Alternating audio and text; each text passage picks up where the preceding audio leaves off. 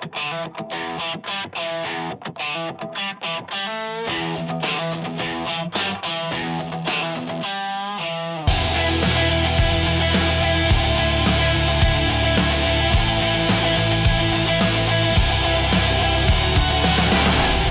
right, it's the All Access Entertainment Podcast. We are back with the next episode. I'm your host, Joseph Bruen. Thank you so much for joining us today.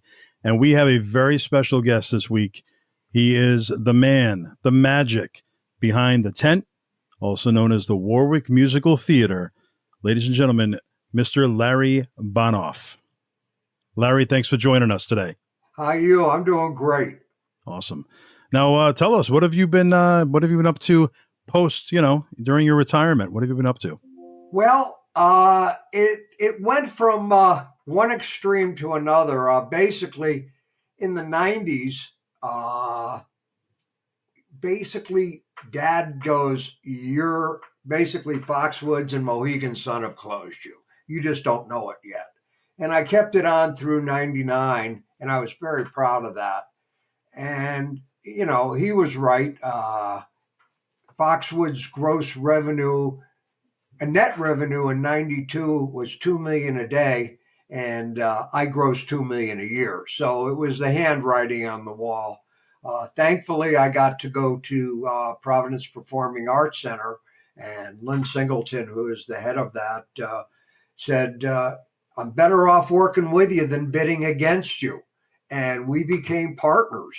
And so when I had a show I wanted to do, I did it my way. And we basically split everything from costs on down. And what was left, we took as a partnership. I do marketing completely different than the PDAC does on their shows. They are more of the Broadway, the finer entertainment things, where I'm more of get the word out. This is really cool. I was brought up when my father used to do posters. We'd have posters and we'd put them in shops. You go in Appenag and all these areas, and you give them 2-for-1 passes. And so they can buy one ticket and get the second one free.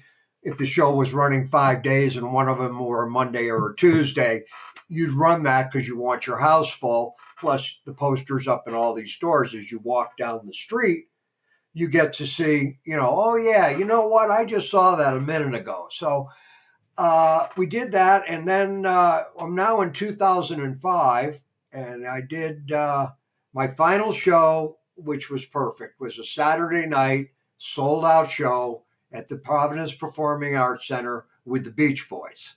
And they'd all become friends of mine. And, I got my balls busted by some of them. They go, "You're only worked 45 years. What are you doing retiring?" I'm like, "Okay, well, I guess, Mike Love, you can say it to me if you want." Because, but at that point, it's 2005. And fortunately, Lowe's Home Improvement worked a deal out with the powers that be, and we leased our land to them, and it's going extremely well. And it's put me in a position that, you dream about it when you're younger. What would it be like to retire when you're 55, and have what you basically need? And I did, and I stayed around Rhode Island for a while, and I went, you know what? My friends at this point aren't retired.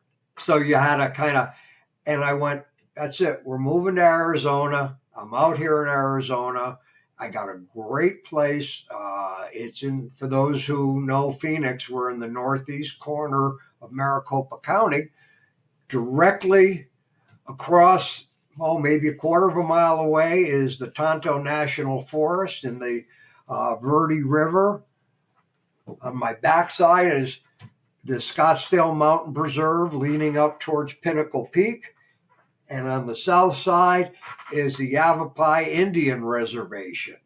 There's a little 2-lane road that gets to these 1,000 homes, and we got 2 golf courses, pool, and all kinds of, if you can play, tennis and pickleball and all these things.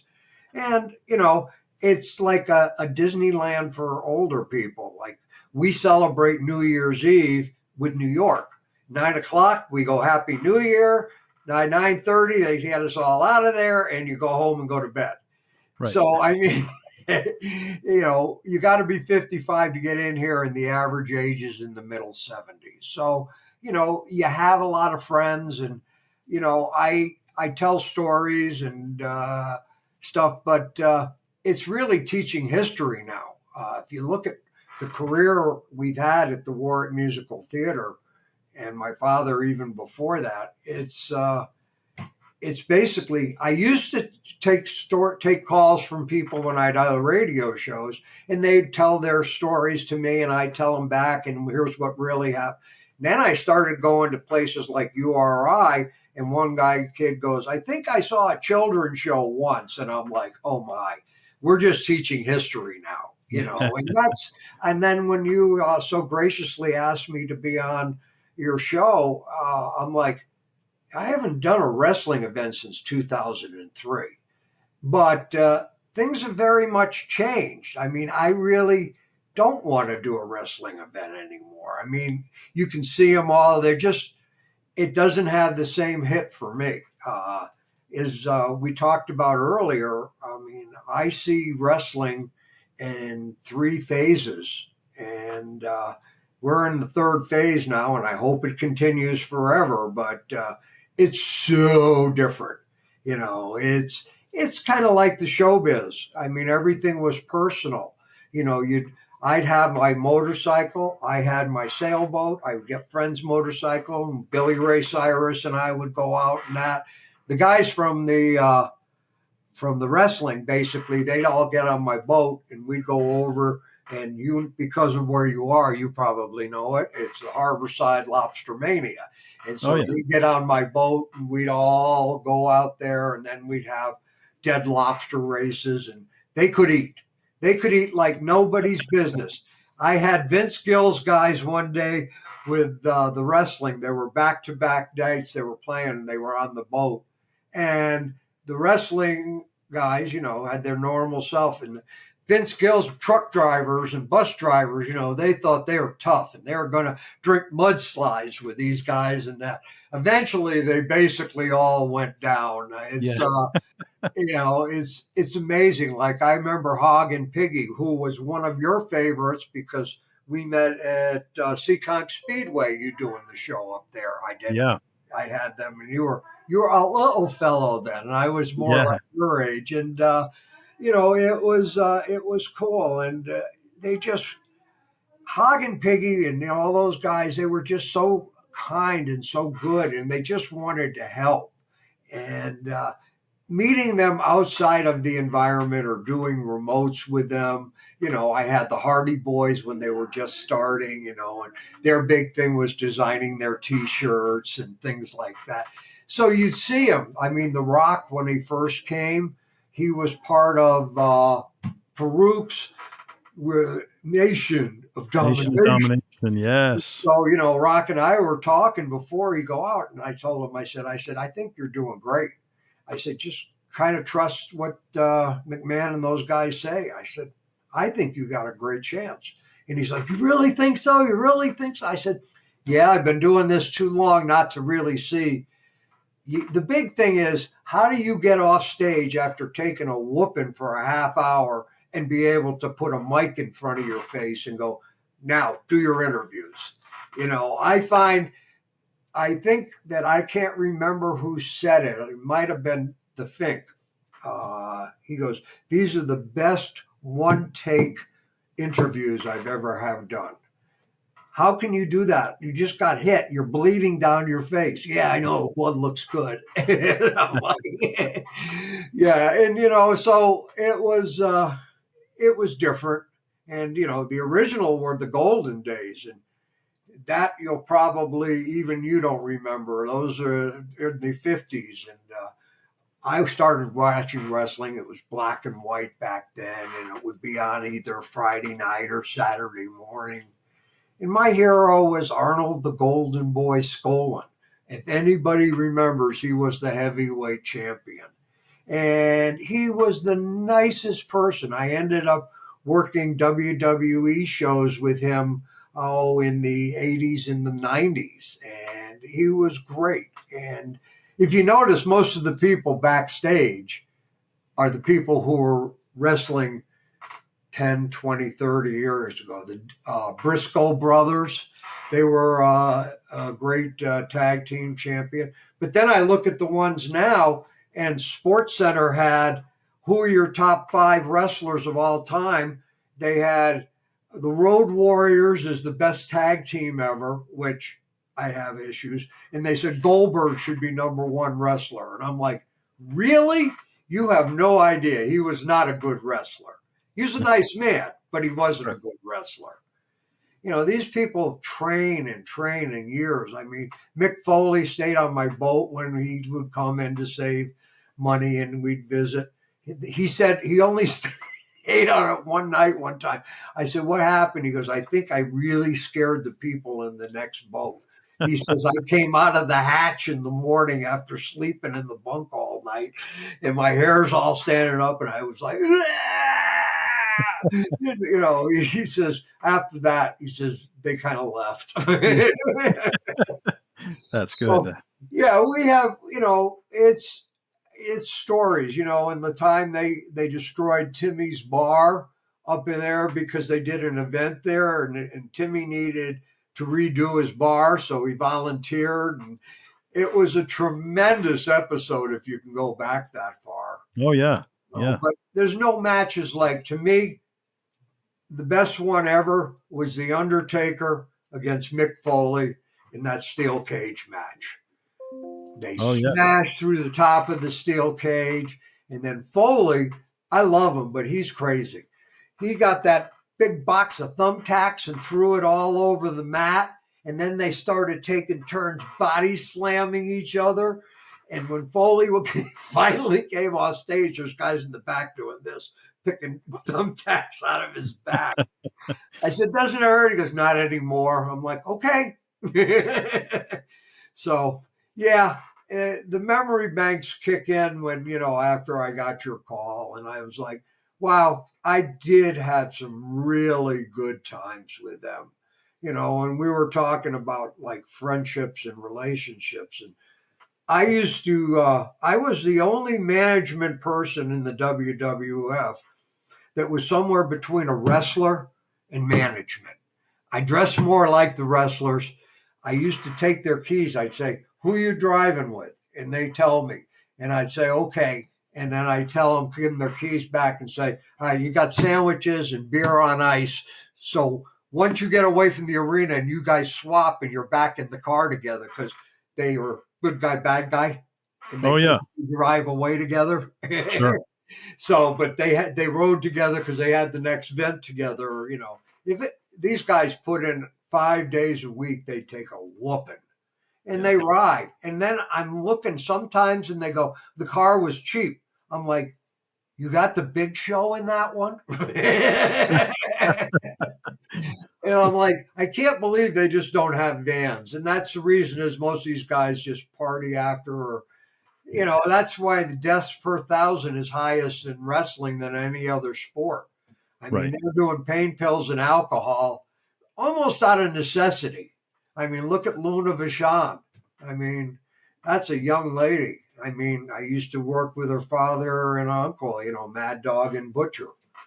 And for those who remember, I mean, Killer Kowalski was so cool. He had a wrestling school. And I just was looking up on my old stuff, Al Snow. Oh, yes. Al Snow and Head. It was his gimmick, but he was a great teacher. I mean, a lot of these people backstage are all from the old days, and couple, I think that is the wrestlers truly respect them.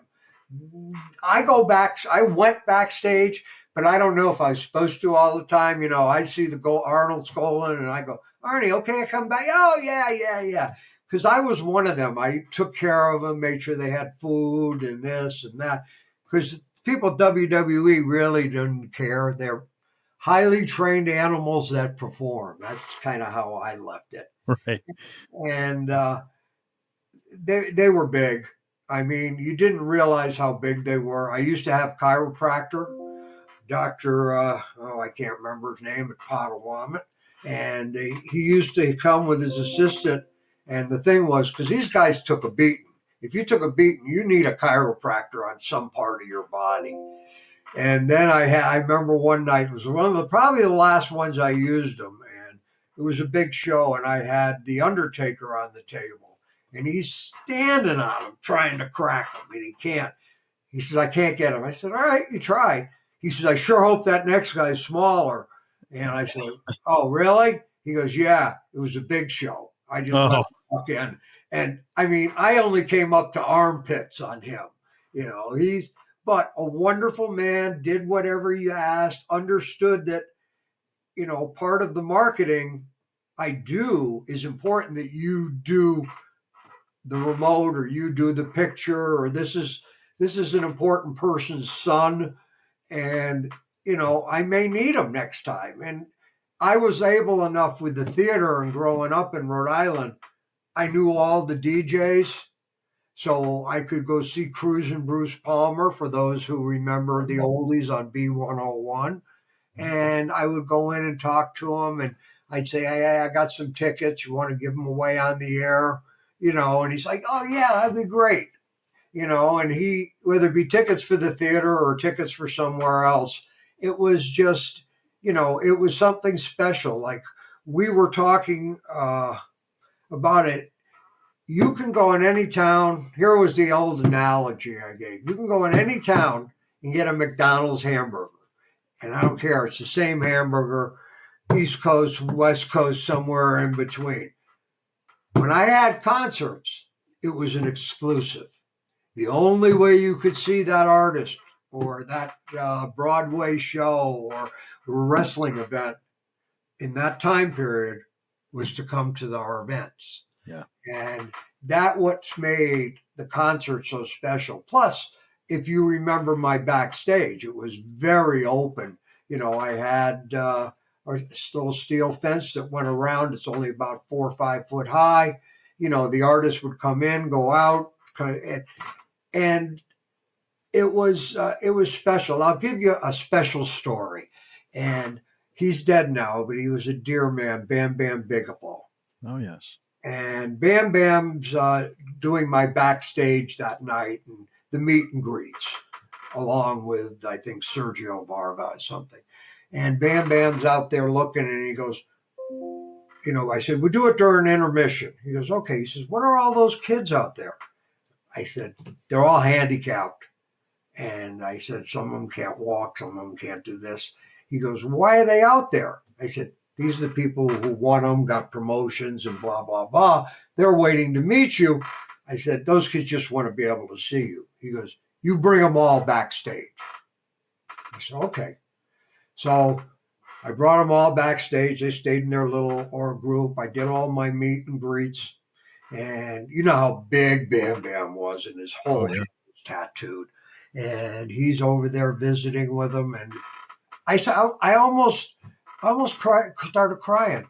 I turned Bam Bam at near the end, and his back is towards me. He's still playing with the kids. And I go, Bam Bam, you're special. And he turned around, and there was a tear coming down his face. And he goes, no, these kids are the ones that are special. And, there's so many of them that are so big and so strong, and they play heels, baby face, but they are such hearts. I think because they're so big, they realize, people are scared of them, especially because of the way they act. There was one guy who used to have like a dog collar and a chain as he came out to the arena, and the kids were scared of him, It's like I had to be careful. I wanted to bring some to Hasbro, and she goes, well, who do you want to bring? And I said, oh, Mark's my good friend, and he was the Undertaker. She goes, you can't bring the Undertaker to a children's hospital. And I'm like, oh my God.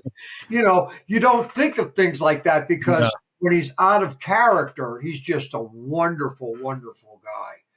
So, yeah, that's my short rap for a while. I've been kind of remembering stuff as we're preparing to do this event. This is my first podcast. Thank you very much. You're number one. Your Now, number. when I went out to do this and kind of came up with a list of who I wanted to interview, you have Yes. always been that one person that I really just wanted to interview. So I'm Oh yeah, very and for those who know or don't know, this man here has been a wrestling fan since he was probably when I started to be a wrestling fan, 8, 9, 10 years old. And he would come to my events. I'd look and I'm like, "Aren't you going to the show tonight?" "Oh yeah." I said, "Then why did you come to Sarone's Auto?" "No, I got a chance to see so and so today." And it was so great that the you could see the joy at that point wrestling put on both adults who are parents and the kids, you yeah. know. And my theater, which had one blessing I never realized when we started it, and parents told me, because I always thought of wrestling as Witchy's Arena. And North Attleboro. yes, and I talked to some of the parents and they go, "No, we love it here." I said, "Well, why?" Because as you know, the population of East Greenwich and Warwick, he goes, "This is a venue we could drop our kids off, then wait over here when the show lets out and they find us." Because I know there's no wrestling show in Providence that I saw 10 and 12-year-old kids attending by themselves, you know. Right. Right. And so the parents, because I was the first one. A dear friend of mine, he's now passed. Ed Cohen was the vice president Oh of yes. WWE, and a wonderful man. And he just he did stuff, and he made us feel good, and he made sure. And I said, "What are your tickets?" And at that point, they were 750, 650, and 550 in the arenas. And I'm going, "Ed, I can get you more." I said, "I really can get a $10 seat, $10." He goes, "Oh, we've never done $10." And this is back in the early 80s. Yeah. And I went, "Let me have the show, my risk, and let me make all seats $10." You got to remember the theater we're talking about, for those who don't know, only had 22 rows in a round theater.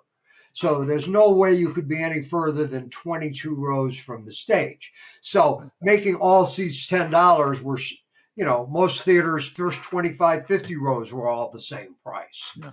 So we did $10 and we sold out. And he's like, "How did you do that?" I said, "Parents thanked me. To pay an extra $250 a ticket, Yeah. rather than $750, they paid $10. They can drop their kids off, go home. It was good. So yeah, that we made the best of every situation we could. So yeah, You mentioned Tim White. You mentioned the Friendly Tap. I Any mentioned personal the Friendly Tap and Tim White? Oh yes, Yeah. Any personal memories of of Tim White himself or the Friendly Tap experience? the Friendly Tap. You would get the stories because the wrestlers would always go there after they did Rhode Island. They would always head up there. It was just a good meeting place where they would drink and take whatever medication because they're hurting. Because I've seen some come off the stage with hand marks, because they used to do full hand slaps back then that would leave impressions. And I'm like, "You need ice?" And I'm like, So, yeah, I mean, it was choreographed entertainment, but it was choreographed really well. And the camera work was great. And I saw them come out, and most of the time when they were bleeding, they were really bleeding. Uh, you know, there's ways that they did things in different points in the careers. But I remember in the late 50s, early 60s, some of the wrestlers, especially the Mexican ones, they looked like hamburger forehead. They had cut themselves so many times across the top. And in sports entertainment, so for those who don't know, you'd put a Band-Aid or gauze or something on there, and in there you'd have a piece of a broken razor blade. So when you'd get hit, you'd say, you're going to juice now," and that's what it's called, juicing. I'd hit you in the head, and then you'd go, "Oh, my head," and you'd cut yourself. So you knew how far it went down and whatever. The old days, they didn't give a shit. Yeah. But, but juicing, you get paid extra, it's worth extra. And, but most of them don't do it anymore because it does leave scars. I asked Mick Foley what was the worst hit he ever took, and he says it was from China. I said, what? He goes, it was a steel cage match, and she slammed the door as my head was starting to come out. Oh. And he says, I saw stars. Oh, my so goodness. when you bleed from those, that's real blood, Right. So, yeah, it was, you kind of knew what was going to happen, but yet you didn't. I remember we had Prince Albert once here, and he was fighting Xena. And we had taken Prince Albert down to the sports talk show in Providence, and we went on, and the announcer's going, "Oh, you're going to win tonight. You're from Boston." He goes, "I don't know." And sure enough, it was set up for Xena. That was his first big match to work his way on to the championship. And that they're all generational.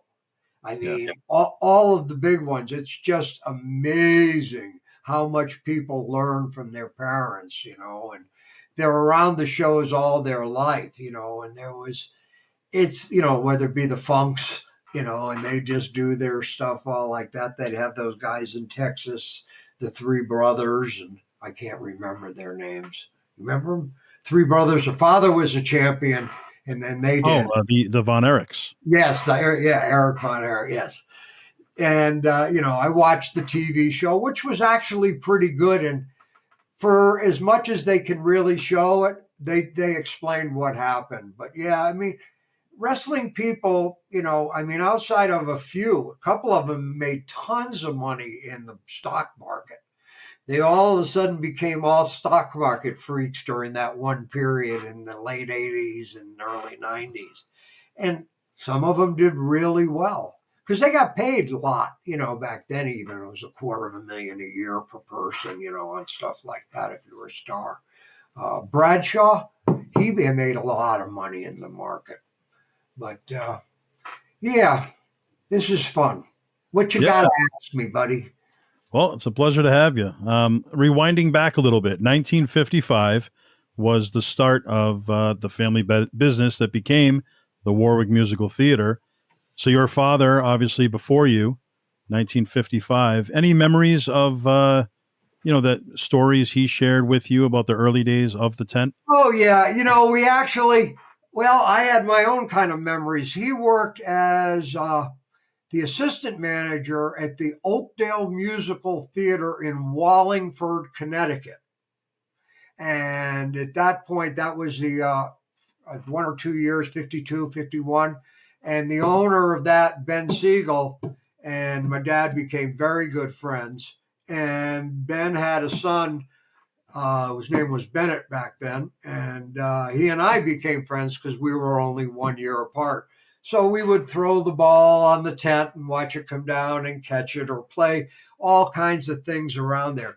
And then Dad basically made a decision with Ben that there was theaters in Boston, there's no theater in Rhode Island, there's a theater in Connecticut, and there's a theater on Long Island. There's also upstate New York, North Tonawanda, Cape Cod.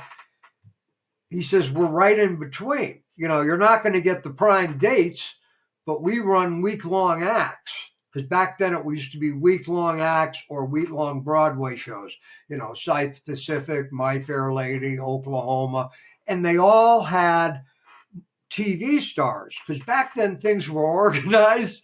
Your fall preview would be the shows for this season. And then in April, they would basically take their summer off and decide if they're going to be renewed, or then they'd have to rewrite.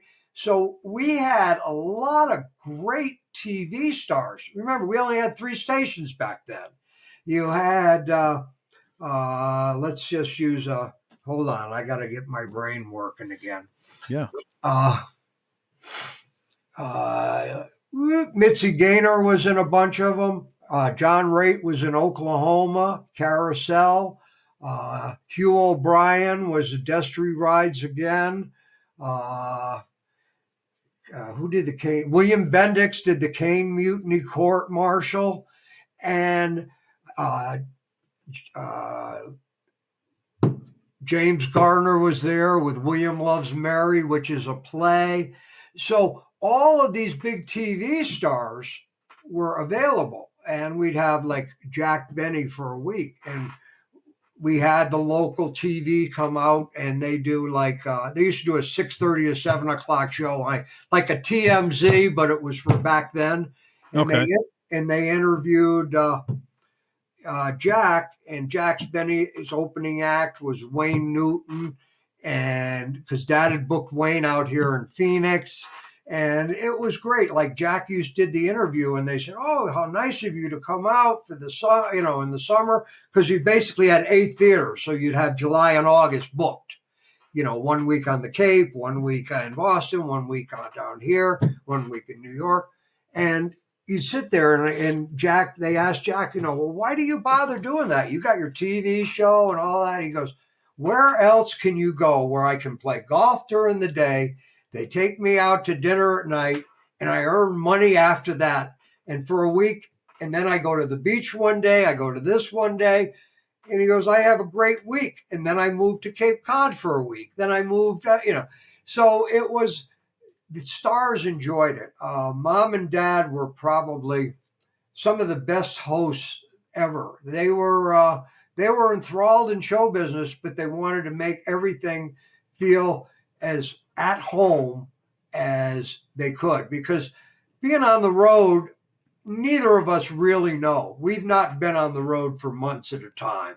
And you're in a bus, you might be in a plane if you fly from here to there, but then you get in this, and it's hard. So Mom and Dad, they always took us out. The place that was like the place for us was the Golden Lantern.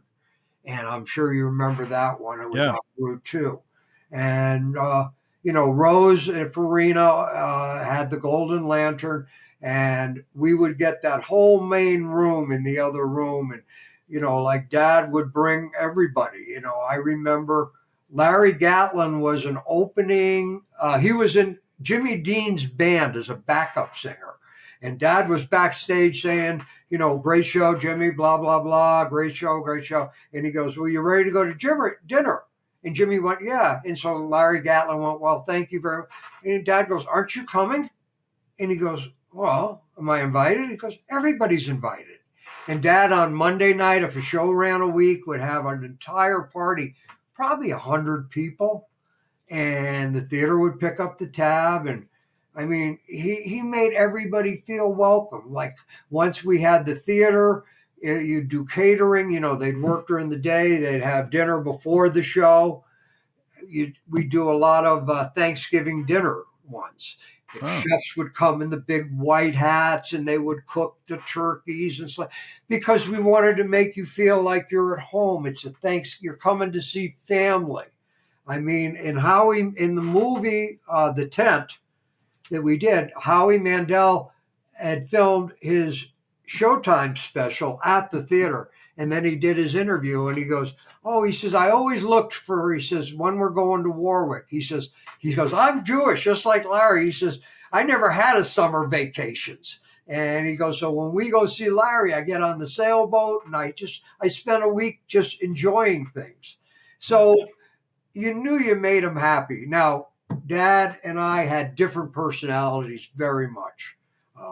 I think Dad was a much better person, but he took care of his people at the Warwick Country Club, at dinners, at more, proper things where I gave you a Harley, and we went down the road, or we went sailboating. And like when we went to the harbor side, Hog and Piggy both got off my boat at one time. They sunk the floating dock. I had to get one back on the boat. So, I mean, it was a whole, and then we did dead lobster races in the Harborside Lobster Mania, which was funny. The other people did laugh. I don't know whether they were scared, with 10 wrestlers and 20 from Vince Gill's group. So it was, you just try to, judge that person and try to make their week as pleasant as possible. It got to a point, though, at the end, there were a lot of one-night stands.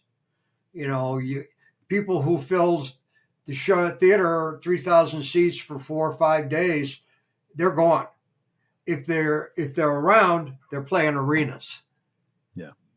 And so it became like, all right, can you get enough people to make money or break even on a one-nighter with this one? And there were the ones that we took, and then you just amortized your costs and you just had more. I had great seasons.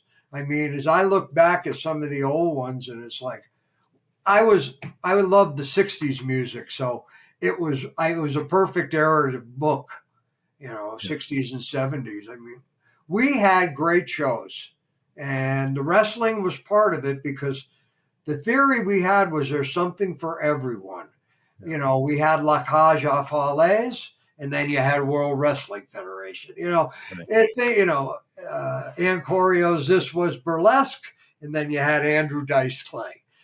So Right. everybody had something they wanted. Come once, twice, 3 times a year to the Warwick Musical Theater. If you lived in the West Bay, you basically did. And the ticket prices were cheap back then, especially as you look now. You could get a season ticket in 1954 for under $12. Wow. And it was a 10-cent bus ride from the bus station in Providence to the theater, and they did a route. The 10 cents was you didn't get taxed on that 10 cents. I got all the flyers from back then, and I'm looking, and it's like in the archives. And by the way, if anybody wants to go see stuff, you can go to my web, which is bonoff.net. And it has all the stuff about Warwick Musical Theater, who we played every year, history of the 4 generations, got ancestry back to the 1700s. And then on the top right, depending if it's working or not, there's a link to connect you to the University of Rhode Island, the digital museum I created. There's 5,000 items in a digital museum. And if you have trouble getting to it, you can always find it by going URI/Bonoff. I've been around long enough where they use my last name. Even my email was Bonoff at Cox. So, the guy goes, "You're a 30-year subscriber." I go, "Yep."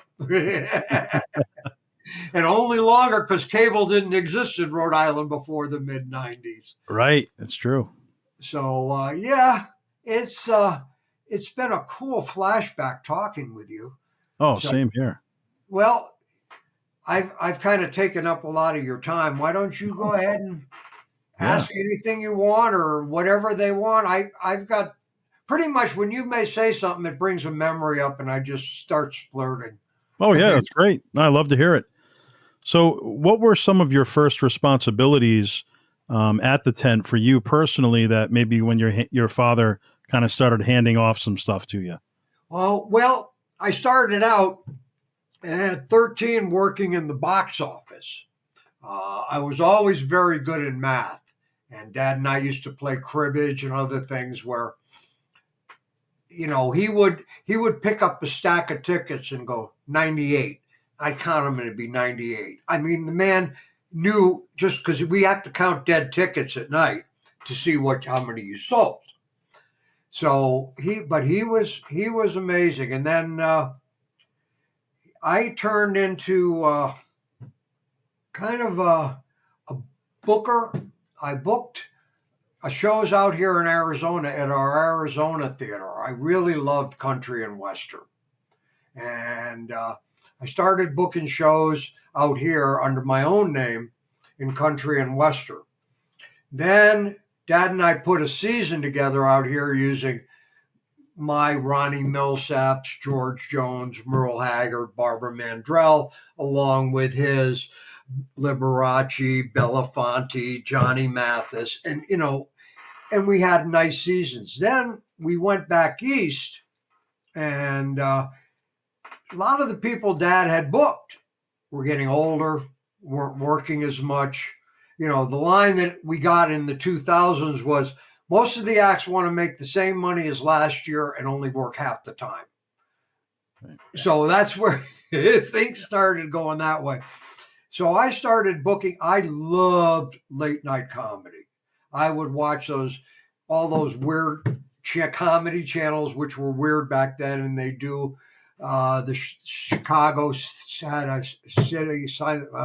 It's one of the comedy shows that did and I knew them all. And so Dad said, well, go ahead and book some, and so, I booked, we booked Jay Leno, which was very successful. Dad booked Johnny Carson for 3 days in 1978. He had booked him for June 9, 10, and 11. The only place he went, because it was just taking that weekend off from The Tonight Show.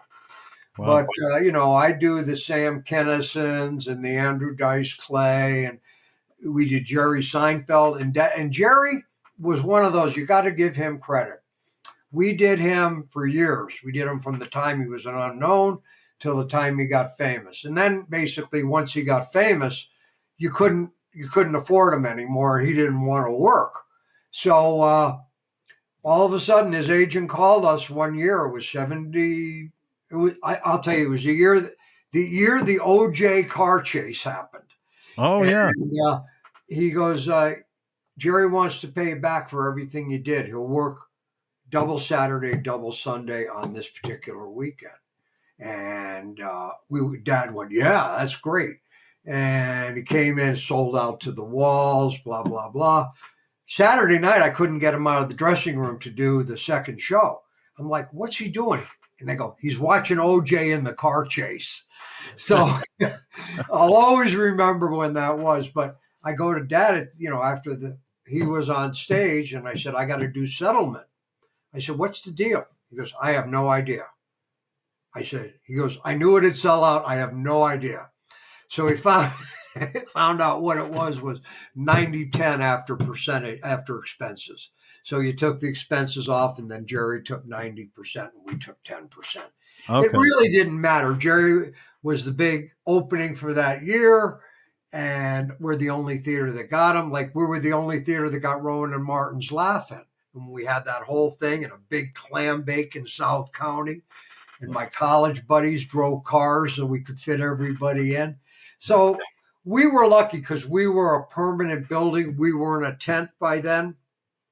The story quickly was, for those who don't know, every few years, for those who sail, like I did, canvas goes. You can only leave it out so long. So a tent, about after every 3 years, you had to replace it. And after a while, the tent became very expensive. The New York World's Fair was in 1966, and Dad cut a deal with the AT&T, and he bought their building after the World's Fair. He then had helicopters take it apart, had helicopters fly it from New York into Rhode Island, set it down, and then they put it together here. Wow. I mean, my dad was a genius. We got Rumford Steel, which I think they're still in business, and they became a partner. They're stockholders, and they rebuilt the theater. Wow! So it was beautiful, and there was challenges. It was the first theater in the United States, or I think in the world, but I know in the United States, that had a mezzanine. Mezzanine is an upper level, but it's close. It was over the 7th to 10th row. So it was like perfect seating. I mean, you're sitting over the 10th row, there's a band revolving on the stage. You can see down into everything. Thing that Dad didn't know then, it was a metal building, and we had one of the comics back then, one of the old New York Jew comics, and he did the night, and the echo off the ceiling and everything, because it was an all metal building. We eventually redid the sound system. But yeah, people go, I don't want to sit upstairs. It sounds terrible, because there's like a tenth of a half a second delay. What was on the speakers down below were not what's on the speakers coming out to the mezzanine. Yeah. So eventually we got it set, and it was wonderful. But so in the 60s, Dad put the new building in. In the 70s, the big shows was Las Vegas shows. As the late 70s and early 80s started to arrive, we couldn't afford the big Las Vegas shows. I mean, Tony Bennett was 25,000 when we first started booking him. Last I knew, he was $250,000. It's not like he had a lot of hits. I booked Dion as an opening act on a couple of shows, and I paid him $7,500. Lincoln Greyhound Park, I don't know if they're still there. They used to have me book all their shows on a big night. They would do the concert at the end of the dog racing. They wanted Dion. I got Dion. It cost me $40,000. I paid him $7,500. See, he knew there was no ticket sales, and they just wanted bodies in there to bet on the dog track. So he asked for $40,000, and that's what he got. So therefore, the pricing is based on situations, whether you're an anchor leg, whether you're doing a private corporate party. They're ridiculous what the corporate will pay. They pay asking price. They fill out I read the rider. The rider is a thing, as you're aware of. It's what the artist needs beyond the direct amount of money they're going to get. And I read every rider and cut them out and, go through them. And I remember Stephen Wright. If you remember, he's a Boston comic. Yeah. Oh, yeah. He sent a rider, and I crossed something out. Then when he got here that night, I went, Stephen, I got to ask you a question. I crossed something out on your rider. And he goes, well, what'd you cross out? I said, the writer said, if any midgets come to the theater, they must be escorted by the promoter to a front row seat. And he started laughing. He goes, yeah. I said, I crossed it out. He goes, I expected you to. When I get contracts back, I immediately go to that page in the writer. If that's not crossed out, I know they didn't read the damn contract. That's true, yeah. And so then I go through it. But he says, I'd always put something stupid in, and if that wasn't crossed out, then I know. There was stupid stuff they put in, like Roseanne Barr wanted pizza with anchovies, on the side. And I'm like, oh, okay. And everybody wants certain things. And, a lot of them just ask because they're on a tour bus. I go, I want a bottle of this, a bottle of this, a bottle of this. And I'm like, I know you're just stealing it and putting it on the tour bus after you got 3 or 4 drinks. So you'd have a real good body of some kind of expensive whiskey. And when they drink some and then they go on stage, while they did, we'd fill that bottle up with the cheap whiskey. They'd never know the difference. They were drunk by then. Right.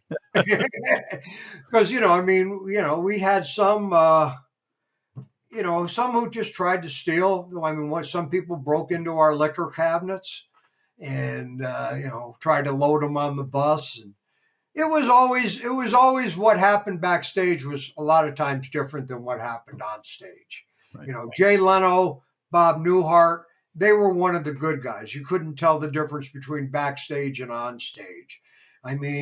If they go to the archives, look up Bob Newhart. He wrote me a thank you letter.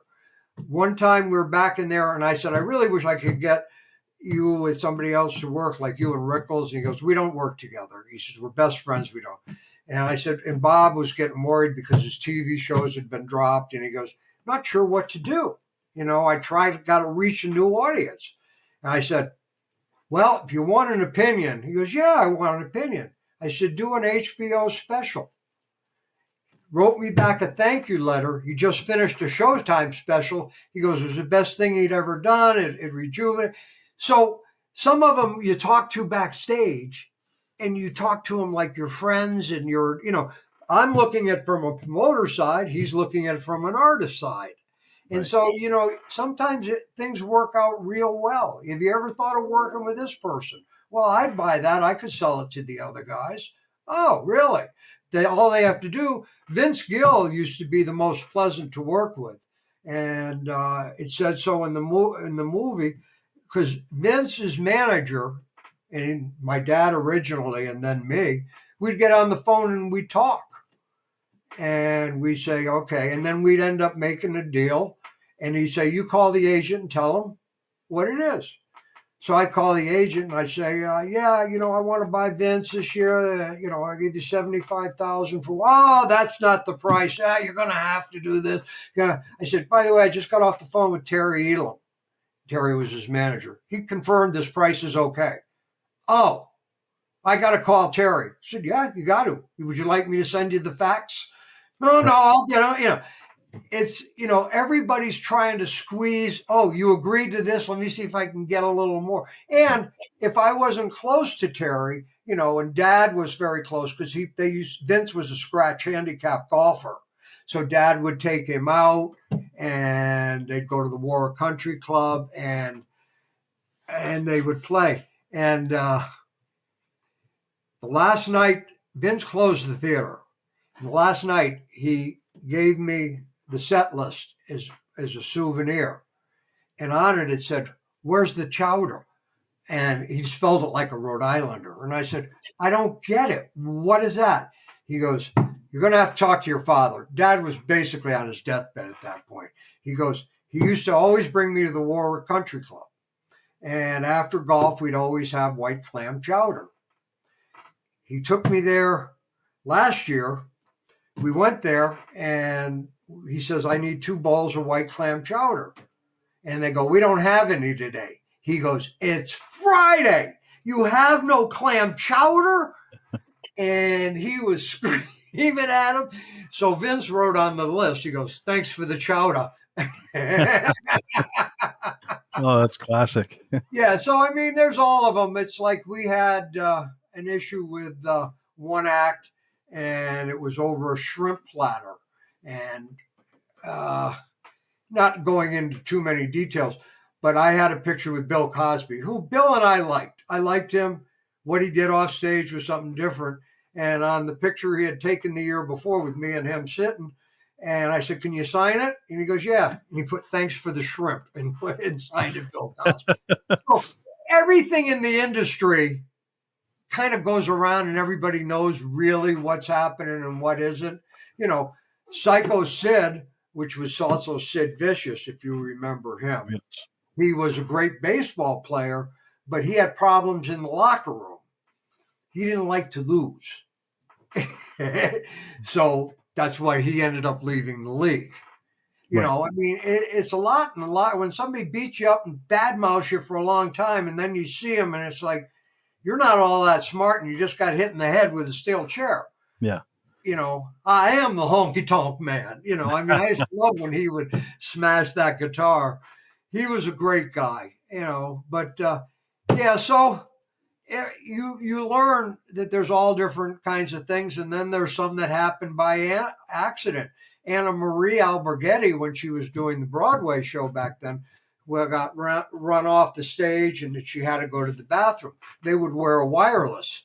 She ran off the stage, forgot to turn her wireless off. So all the audience heard her was going to the bathroom in the flush. So they had to stop the show while she went to the bathroom. So, I mean, you never know what's going to happen. It's always like a trick or treat. I used to love bringing them down on my motorcycle. I would bring Carrot Top and Howie down. And Carrot Top turned out to be a great guy. And if you listen to him in the movie, he goes, "Larry was always come. He would have backstage with me. He'd have dinner." He says, "It wasn't just a quick hello. He wanted to know how I'm doing."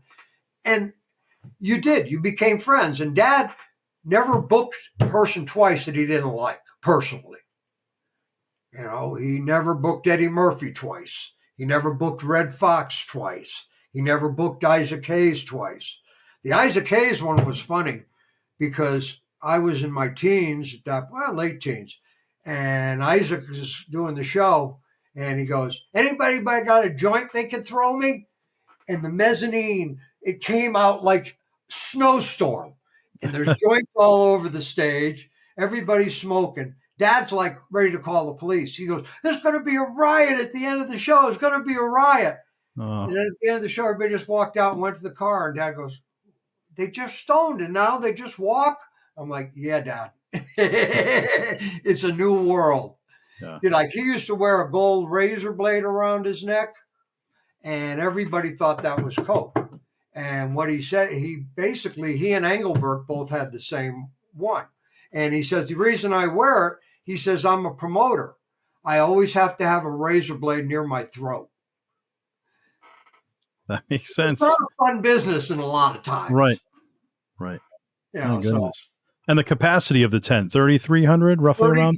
35, which is pretty big for that size venue. I mean, nobody else had a mezzanine, and we had 800 and something seats up there. We had more seats than Providence Performing Arts Center. Wow. Not a lot, but we have more. Sure. And for those who have never... When you think how far back that second balcony is in Providence Performing Arts Center. Oh, yeah. You know, even their mezzanine starts under like the 30th row. It's over the 30th row.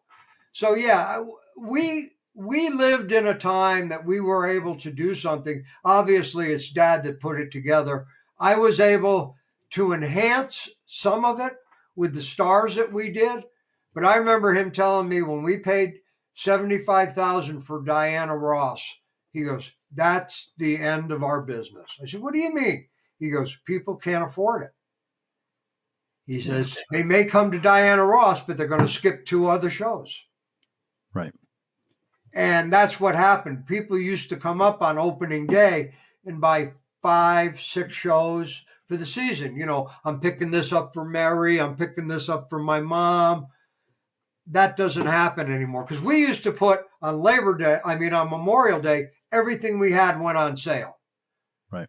So outside of season tickets, they went on before. So a lot of the season ticket holders would take the good seats. But if you're willing to buy, somebody says, why do you sell tickets to a broker? I said, if you're guaranteeing me you're going to buy 40 seats for every show I ever do, no matter what the show is, I'll sell you good seats too. Right. You know, how many tickets did he have to eat? Right. You know, from doing events, it can be feast or famine. Yeah. And I mean, that's where out here, I used to work with Doug Clark, who was the rock and roll promoter. And I go, I don't know how you do it. And he goes, well, that's the way it is. He'd have a quarter of the house sold a day in advance, and he ended up selling it out. Wow. But he did all the rock shows back then. I saw Billy Joel on his first tour where he did the Piano Man acoustically in the first half and played with his band in the second. Oh, wow. Okay. Yeah, I mean, it was like I got to see Hendrix. I got to see Joplin. I in Denver University, in the lounge area by where you'd hang during the day. It was the Doors' first album tour. And I had a friend, he says, let's go take something and go see this guy. He's really freaky. So, there's people I've got to see that were just, Cab Calloway. He did an all black show. I can't remember what it was. There was people that you'd meet that were just true legends. So yeah, I've had as I say, people can go to the web, and the web's bonoff.net, and they can go to a year they graduated high school, a year they got married, a year they were born, and look up and see who was famous then. And it's kind of like sometimes it's a good flash in the memory. My grandfather did all the trade shows in New England in the 40s and 50s. And if you go on the web, you can check those out too. So it's been a life. Like people go, wow, you had a great life. And I said, there's good and bad in everything. I never lived in the same house more than 6 months. Wow. You'd go to Arizona, they'd rent an apartment for that year, that season. You come back, you'd rent a place to live in Rhode Island on the water somewhere. You go back to Arizona, you rent another apartment, you go back to Rhode Island, and you rent one in Warwick. So the familiarity with friends really was minimal. You just, it's not like, hey, I'll see you next summer. Chances are you'll never see them again. Sure. And that was hard. I made friends pretty easy, but, it was still hard not having, like people go, oh, I've known this person since 4th grade or 7th grade or high school. I got closest I can get is some roommates from college. And then my high school, I finally talked my parents into public high school. But, the problem was you feel like mentally you're just not where you're supposed to be. You just, you didn't have a lot of friends. I didn't play a lot of team sports. I was on the tennis team and stuff like that and soccer. But, we played 6-man football back then. Oh, yeah. And, so but the people I've met, the experiences I've had, some of them, Mac Davis was like a big brother to me. Mel Tillis and I hung out all the times. I'd go down to his ranch. I'll tell you a Mel Tillis, Glenn Campbell story. Okay. Mel had 250 acres on his ranch down in outside of Nashville. And his ponds were fishing ponds. And he told me, he says, I just stocked this main pond up with trout. He says, I put in a dozen beauties. I'm just going to let them grow. I said, okay.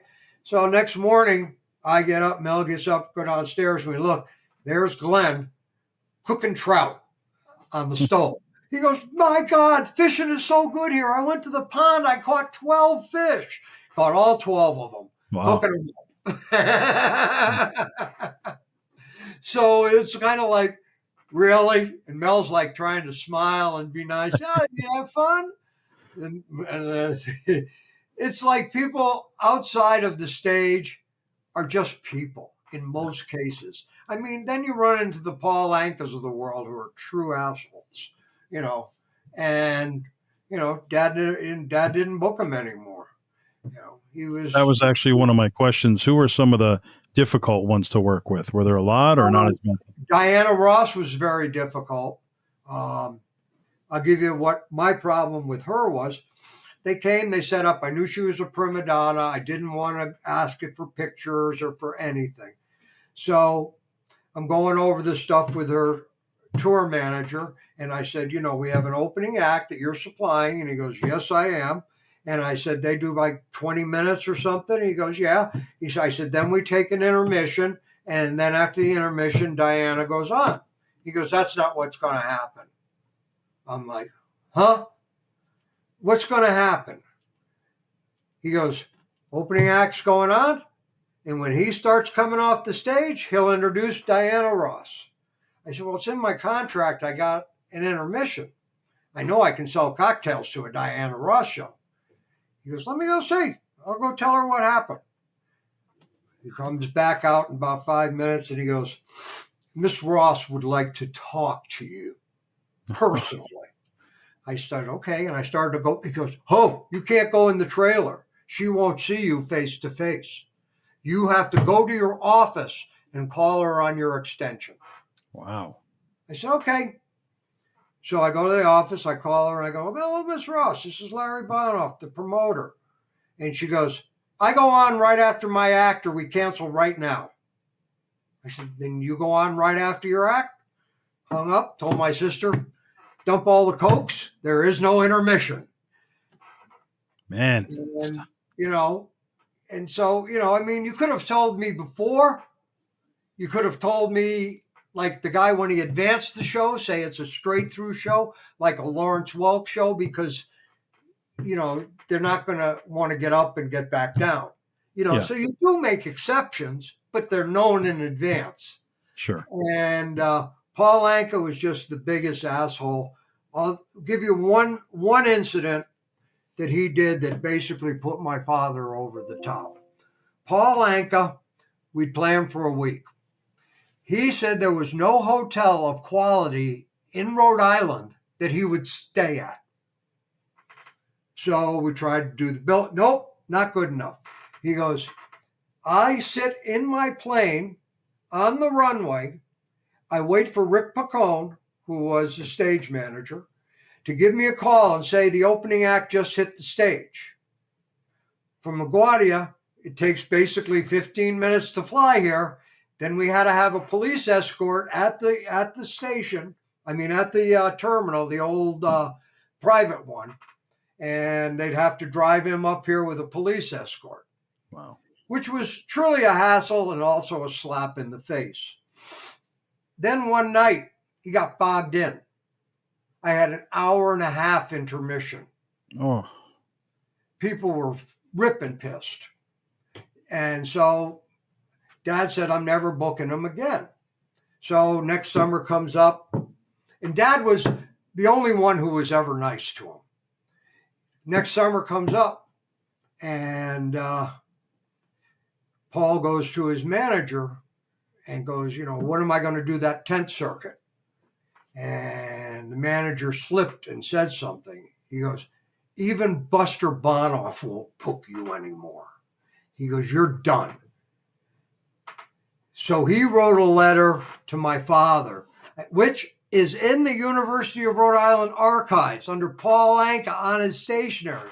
Goes, I can't wait for your death. I can't wait to show up. You think I need your stinking money? I got more money than you. And read the letter in the archives. I put it in there. People go, you won't? I said, yeah, he wrote it. It's on his stationery. It's his signature. And I'll tell you the story as to why he wrote it. He found out firing Rick Pacone. Rick one day was there, and Paul goes, go wash my car. And he goes, well, I'll get somebody and we'll take care of it. He goes, no, I just told you to do it. He goes, I'm your tour manager. I don't wash cars. He goes, you're fired. oh my God. Fired him. I mean, he was that kind of little Napoleon asshole. Yeah. And then this one, some people will understand immediately and some will not get it. Jerry Lewis, huge asshole. Wow. Huge asshole. He played for us once. So I'm there, and actually somebody on the Heritage Harbor Museum board was there as my guest in the whole thing because I had donated my T-shirts and things. And I said, so do you like the show? She goes, no, I kind of had a problem. I said, what happened? She goes, I got up because I had to go to the bathroom. And in the middle of getting up and trying to get out of the aisle, Jerry stopped the show and started yelling at me and told me to go back and sit in my seat and just hold it.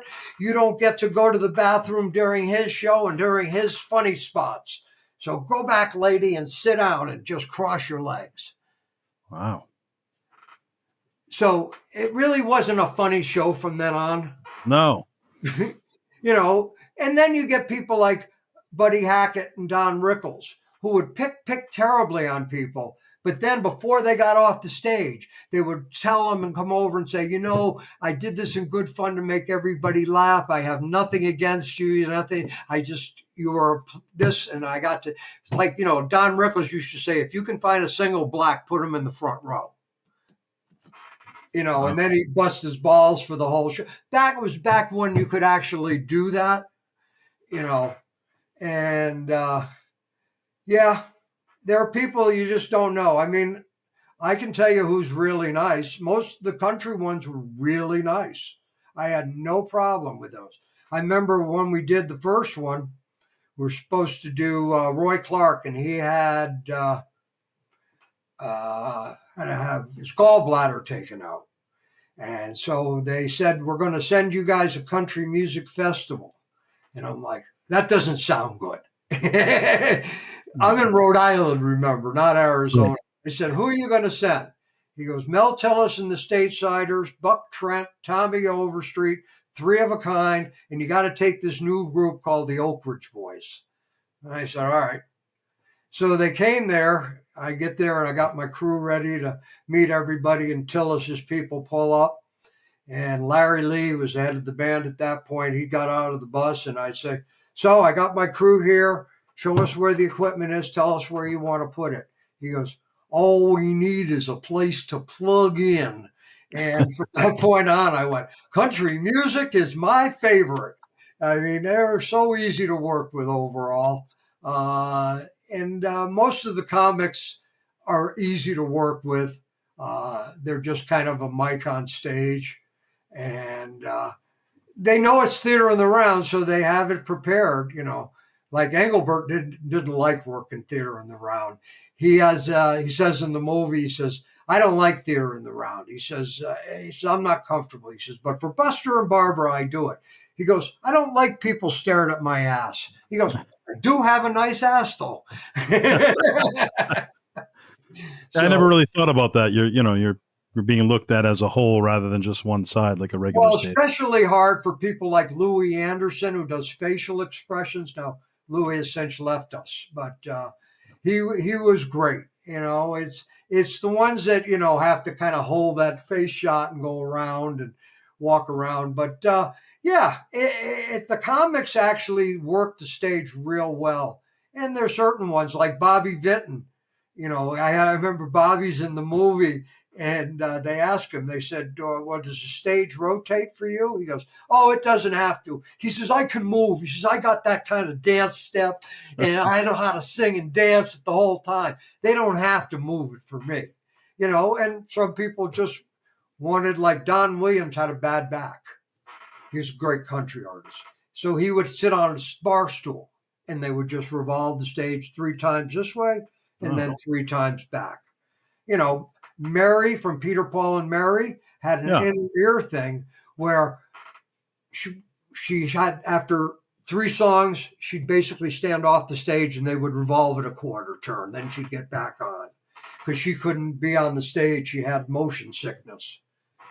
So, you work with everybody, you make it work. And, people don't necessarily always understand what it takes to make things happen. And how did that was walking around the theater? I said, I know. They said, what are you looking for? I said, I have no idea. I said, when I find something wrong, I'll know it. Right. And that's kind of how it was. And they go, what a great job you have. And I'm like, okay. Now, there are days it's fine, but, I don't like eating dinner at midnight, especially when you have to open in the morning. I go home every afternoon and take a crash nap and then get up and go work the show. So, yeah. And how did the DVD project come about? I'm sorry? The DVD project, how did that come about? Well, I ended up doing the marketing. I mean, we had a guy, Roland Bordelot, who did all our advertising. And then I kind of went to the point and I said, I can get the Journal, which was a big paper back then, to create my ads for me. I get 15%. Then I can go do all the marketing. I set the budget with my dad, so I end up saying we'll do part cash, part trade. I'll get you some meet and greets. We do all promotions. I can do an in-store somewhere with this person. And, I think that started basically when I was in my middle to late 20s. I ended up as good in math as I said to you, so I did the settlement. It's a cash business. I'm better off doing my own. And so I ended up basically being the booker, being the settlement, doing the marketing. I had a great stage manager. We were lucky. He used to do Sting's Japan tour. And I got him right when he was done with that. He was out of New York. He just didn't want to travel anymore. So he became my stage manager, Steve Habel, for many years at the end. And I didn't have to worry about advancing a show. He would take care of all of that. I'd say, what are we going to do? He says, I'm serving them cook to order breakfast, which is the chefs come in. How would you like her? And he looked, and I'd say, really? How much is that going to cost me? And he'd go, a lot less than the union bill would be if I didn't do that. Right. Right. So, he goes, they work hard if you treat them right. You give them a good breakfast. And I'm going, you're right. I shouldn't have said anything, And, you have half the promoter businessman hat on and half, I am the good guy that you want to hang with, So, yeah, I became, I used to call myself the ultimate chameleon. I mean, how would you go from Liza Minnelli one night to Andrew Dice Clay to the Everly Brothers, and you just be, you have no idea who you are. You're just kind of like pretending to be that person for that night, and you dress. Yeah. My dad used to hate that, but my dad was, he was a Marine that was like, he'd have coat and tie, and he'd look like he came off a Gentleman's Quarterly. I had a wrestling show. Chances are I had some sort of vest with fringe down here and things like that. I just dressed the part. Yeah. And most of my acts felt very comfortable visiting with me. Dad would be more of just go in and say hello. I remember the one time he shocked me when it was this 1978 when Carson was there. And he did double Friday, double Saturday. So Dad went in, double Saturday, double Sunday. Carson was on Monday through Friday. So Dad went in and introduced himself. I said, "Can I go in, Dad?" He says, "Not Johnny Carson." Johnny Carson and Frank Sinatra were the two people I was not allowed to meet. They were so special. So Dad comes out, and I got the look on his face. I said, "What happened?" He goes, "He's such a nice man, such a nice man." He goes, "You know what he said to me?" I said, "What did he say?" He says, "If it's not too much trouble between shows, could I possibly get a hamburger and a Coke?" That was it. That's all he wanted. Not many requests. The bigger you are, you don't have to prove it. Right. Same with Jay Leno. Never asked for anything besides what he had put in his rider. But he was also so nice. I remember him coming in, and they came through that area as they walk into their dressing room, and some guy's yelling, "Hey, Jay, I got this car thing I want to show you. I got this car thing." And Jay's like, "Let him through. Come on in." And that's how he was. Yeah. He was just a regular person. I mean, I had... who's the Billy Crystal. I had him as an opener on the Budweiser comedy tour. It's like I look at these people, and then Howie Mandel, I got one of me shaking his hand and they go, "That's probably the last hand he shook." Because I didn't know back then, Right. And, Howie was always great. Howie was one that I enjoyed having so much that if I just broke even, because there was a period when his comedy routine was not as funny as it once was. See, Howie was one of the unique comics that when he went on stage, he had no idea what he was going to say. No idea what the routine was. He'd just start looking in the audience and make it up off of them. And he was hysterical. But he'd look at me when I came off. I said, "How was the show?" He goes, "Bad audience," which means they didn't give him anything to work with. So we kind of just did his shtick.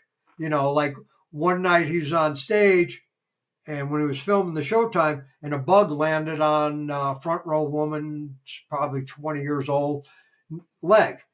And so he does a whole thing about a bug on the leg, gets a security to come over. "Do we need to call security?" And then the bug starts crawling up her leg and he's yelling at the bug. And it's, you have to have somebody in the audience. And then he'll refer to her during the show as something. Yeah. And, we remember ours was an open air theater. So with the lights from the grid, you get bugs. Sure. Yeah. Hey, everyone. Thanks for tuning in to part 1 of Larry Bonoff here on the All Access Entertainment podcast. And it's been a very in-depth look at his career. First time doing a podcast. So it's been an absolute pleasure to have him. And we hope that you guys tune in to part 2 of Larry Bonoff as we go on to talk about some of his time with the World Wrestling Federation. And, of course, a deeper dive into all the behind the scenes that was the Warwick Musical Theater, a.k.a. the Tent. We'll see you guys next time on the All Access Entertainment Podcast. Don't forget to like and subscribe.